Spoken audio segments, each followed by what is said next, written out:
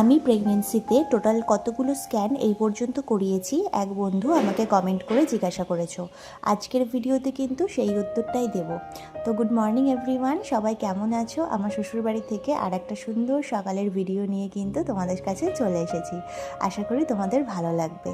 তো চলো আজকে উত্তরটা দিয়েই দিই। আমি কিন্তু টোটাল এই পর্যন্ত প্রথম থেকে একদম অতিরিক্ত কিছু স্ক্যান করিনি, যেগুলো ডক্টর সাজেস্ট করেছিল। মানে প্রথম যখন আমি কিট টেস্ট করে পজিটিভ পাই তখন কনফার্ম হওয়ার জন্য একটি ইউএসজি স্ক্যান আমি করেছিলাম, আর তারপর আমাকে কিন্তু দিয়েছিলেন এনটি স্ক্যান, যেটা আমি 12 উইকসে করেছি। আর তারপরে দিয়েছিল অ্যানোমালি স্ক্যান, যেটা আমি 22 উইকসে করেছি। আর তারপরে আমাকে দিয়েছে গ্রোথ স্ক্যান, তো সেটাও কিন্তু আমার করানো হয়ে গেছে।